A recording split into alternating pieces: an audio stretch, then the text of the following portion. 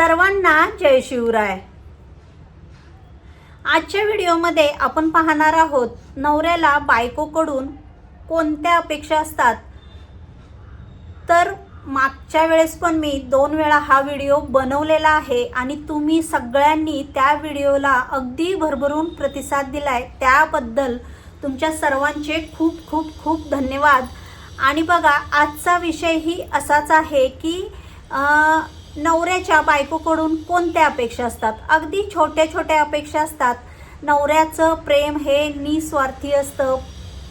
नवरा बायकोवरती प्रेम करताना कोणत्याच अपेक्षांचं ओझं बायकोवर लादत नाही। बायकोला कसं सुखात ठेवता येईल, आपल्या फॅमिलीला कसं सुखात ठेवता येईल याच्यासाठी आपला नवरा दिवसभर काबाड कष्ट करतो, दिवसभर राबतो आणि त्याच नवऱ्याच्या अगदी छोट्या छोट्या अपेक्षा असतात। हेच आपण आजच्या व्हिडिओमध्ये पाहणार आहोत। उशीर न करता लगेच व्हिडिओला सुरुवात करूया। तर बघा, सगळ्यात पहिली आणि खूप प्रेमळ अपेक्षा आहे ती म्हणजे प्रेम आणि आपुलकी।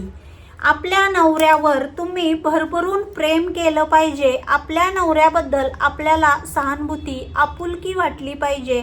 आपल्या नवऱ्याचा आदर आपण केला पाहिजे की 4 चौघामध्ये गेल्यानंतर की तुमच्या जोडीला बघून दुसऱ्यांनी तुमचा आदर केला पाहिजे की बाबा ही जोडी बघा, एकमेकांना किती समजावून घेतात, एकमेकांचा किती आदर करतात। त्यामुळे पहिली आणि खूप महत्त्वाची अपेक्षा आहे, तुमच्या नवऱ्याला तुम्ही प्रेम आणि आपुलकी द्या। ही अगदी छोटी अपेक्षा असते। आता बघा, दुसरी अपेक्षा आहे आदर। आदर हा खूप महत्त्वाचा आहे। आपण बायकांनी नवऱ्याच्या विचारांचा, नवऱ्याच्या मतांचा, नवऱ्यांच्या भावनांचा आदर केला पाहिजे की नेमकं आपल्या नवऱ्याला काय म्हणायचं आहे, आपल्या नवऱ्याला कोणता विषय मांडायचा आहे, नवऱ्यांचं मत काय आहे, किंवा नवऱ्याला आपल्याजवळ काहीतरी बोलायचंय, त्याला त्याच्या भावना व्यक्त करू द्या। या किरकोळ अपेक्षा असतात नवऱ्याच्या, त्यामुळे तुम्ही नवऱ्याचा आदर करायला शिका। 4 चौघामध्ये गेल्यानंतर सुद्धा तुम्ही तुमच्या नवऱ्याचा आदर करा। कोणत्याही ठिकाणी असू दे, अगदी घरात, बाहेर, स्वतः जरी तुम्ही एकांतात असाल तरी सुद्धा तुम्ही तुमच्या नवऱ्याचा आदर करायला शिका। ही झाली दुसरी अपेक्षा, अगदी छोटी अपेक्षा होती। आता तिसरी अपेक्षा बघूया। तर बघा, तिसरी अपेक्षा आहे भावनिक आधार। नवऱ्याला बायकोनं देणं खूप महत्त्वाचं आहे। भावनिक आधार म्हणजे काय की बाबा, नवऱ्याच्या सुखात दुःखात त्याला आधार देणं, की नेमकं की बाबा सुख असलं तरी साथ द्यायची आणि दुःख असलं तरी साथ द्यायची, की सुखात दोघं आनंदी राहायचं आणि दुःखात त्या दोघांनी दुःख वाटून घ्यायचं, यालाच भावनिक आधार म्हणतात।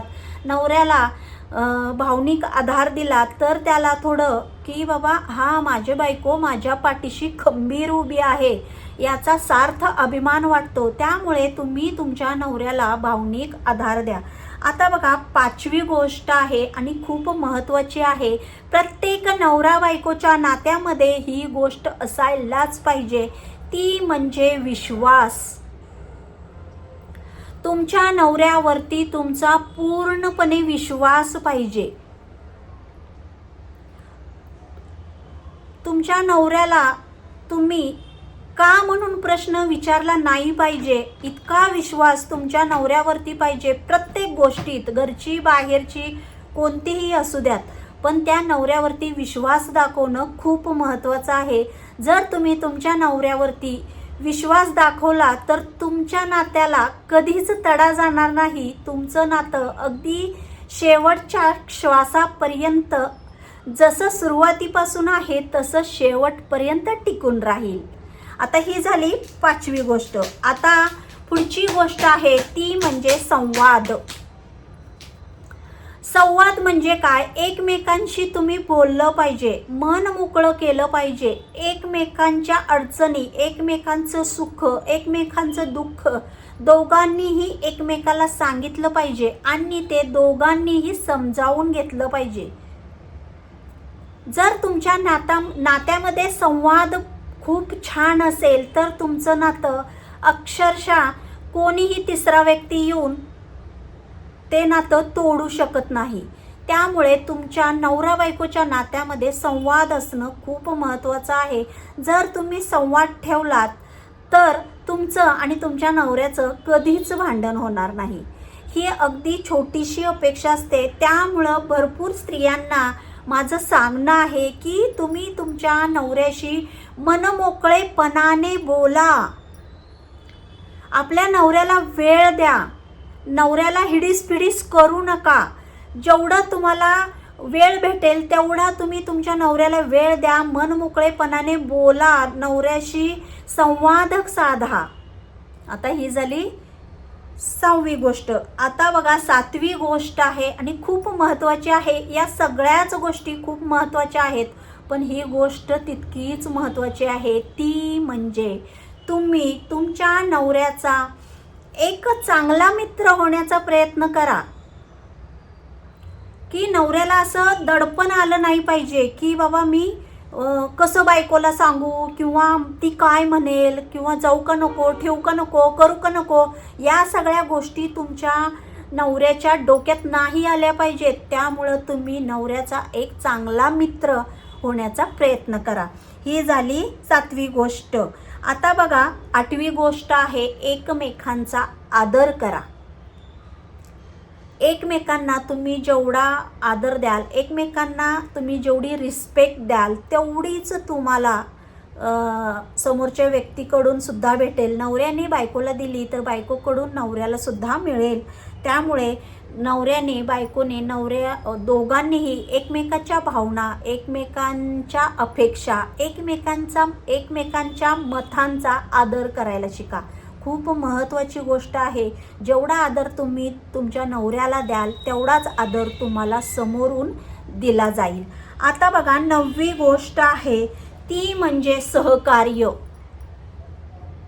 खूप महत्त्वाची गोष्ट आहे. बऱ्याच वेळा काय होतं, आपला नवरा समजा अडचणीत असेल तर त्याला सहकार्याची म्हणजे पैशाच्या बाबतीत असेल तर तुम्ही पैशाचं सहकार्य करू शकता. किंवा घरातली कामं असतात, जर तुम्ही दोघंही वर्किंग वुमन असेल तुमची बायको, तुम्हीही बाहेर जॉब करत असाल तर तुम्ही एकमेकांना दोघंही सहकार्य करा. जेवढं तुम्ही दोघंही एकमेकाला सहकार्य कराल तेवढंच दोघांबद्दल आदर वाटेल, रिस्पेक्ट वाटेल आणि एकमेकांबद्दल प्रेम, आपुलकी या भावना जागृत होतील. त्यामुळे सहकार्य करणं खूप गरजेचं आहे.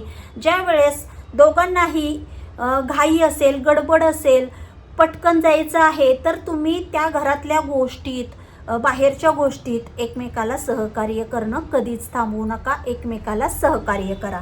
आता बघा पुढची गोष्ट आहे आणि शेवटची गोष्ट आहे, खूप महत्त्वाची गोष्ट आहे. बऱ्यापैकी नवऱ्यांच्या याच अपेक्षा असतात की माझी बायको मला वेळ देत नाही. तुम्ही तुमच्या नवऱ्याला वेळ द्या. दिवसभर आपल्यासाठी आपला नवरा काबाड कष्ट करून थकून भागून येतो, त्यावेळेस त्याला वेळ द्या. वेळ द्या म्हणजे नक्की काय करा की बाबा ते आले ना कामावरून, त्यांना एक छानशी छोटी स्माईल द्या. आजचा दिवस कसा गेला विचारा आणि त्याच्यानंतर एक ग्लास पाण्याचा द्या त्यांच्या हातामध्ये. त्यांना खूप छान वाटेल. खूप महत्त्वाची गोष्ट आहे.